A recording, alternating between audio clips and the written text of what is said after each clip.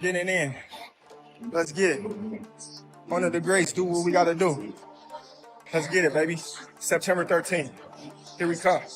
Two champions, two eras, one fight the world didn't think it would ever see. Canelo Álvarez, the face of boxing for over a decade. Terence "Bud" Crawford, the undefeated master technician who's climbed through division after division, leaving nothing but broken records and broken opponents in his wake. On fight night, the squared circle won't just be a ring, it will be a pressure cooker, a proving ground, and maybe even a career-defining stage for both men. Fans are divided, analysts are clashing, legends are weighing in, and the question burning in everyone's mind is simple. Who walks away with the crown? Canelo versus Crawford isn't just another big fight. It's a collision between boxing's most feared power puncher and perhaps its most intelligent tactician. The hype is real because this fight checks every box, contrasting styles, high stakes, and legacies on the line. Some believe Canelo's sheer size and punching power will be too much for Crawford to handle. Others insist Bud's precision, adaptability, and timing will pick Canelo apart. You feel that that'll set you up for Canelo and Crawford, the winner of that fight? 1,000%. We're aiming for that, you know what I'm saying? But July 12th, I gotta go in there.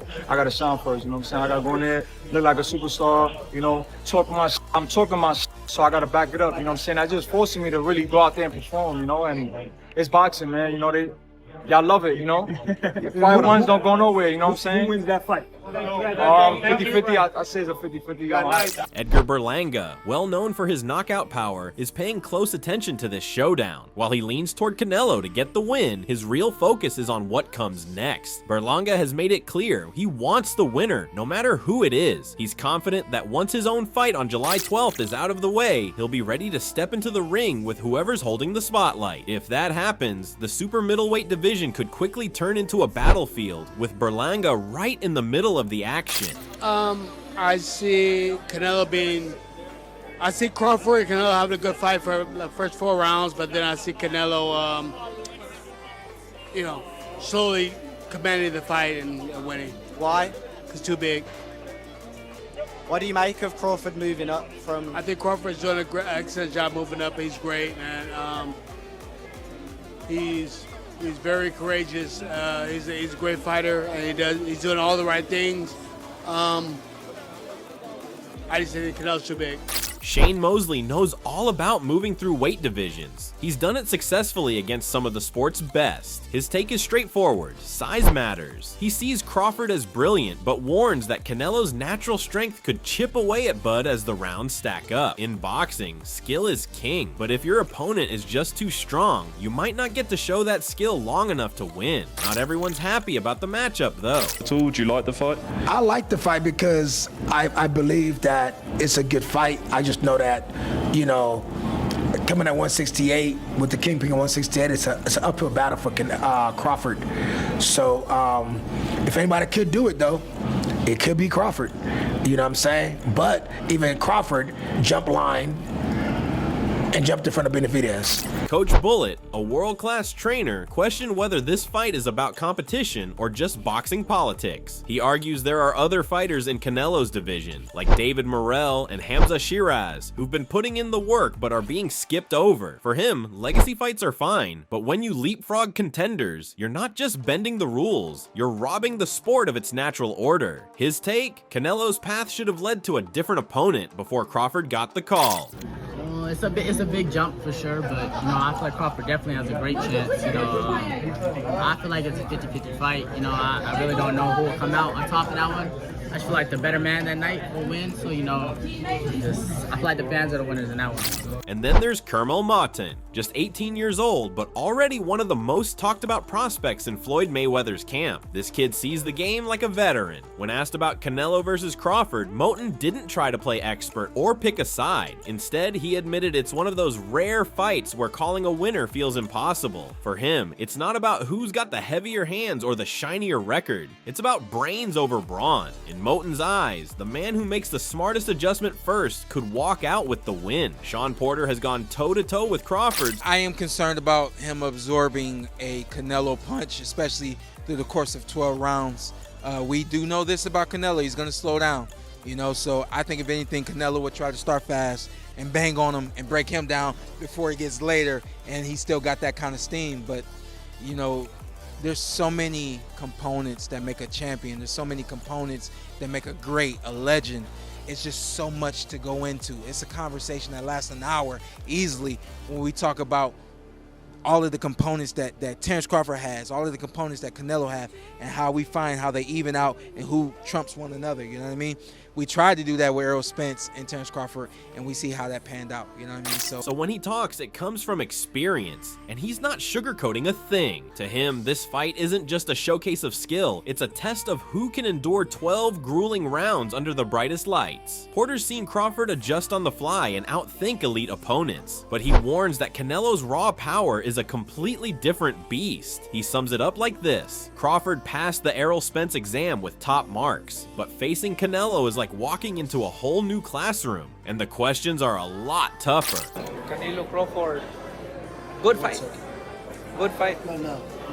Canelo has advantage because Crawford moving up, but my advice to Crawford is like maintain the speed, improve the speed, and improve the strength, because it's hard to go up in high weight and maintain your speed.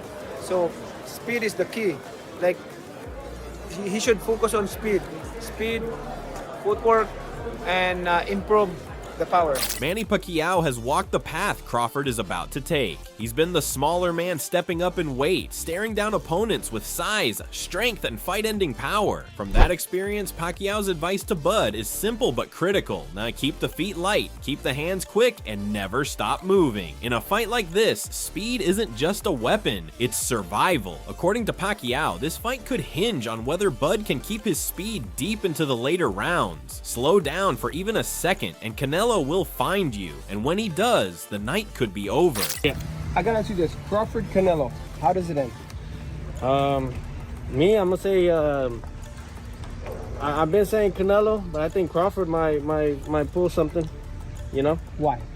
I think that the odds are in his favor as far as that. You know, the reason why people are gonna tune in is not just because of Canelo. It's gonna be mainly because of the Crawford.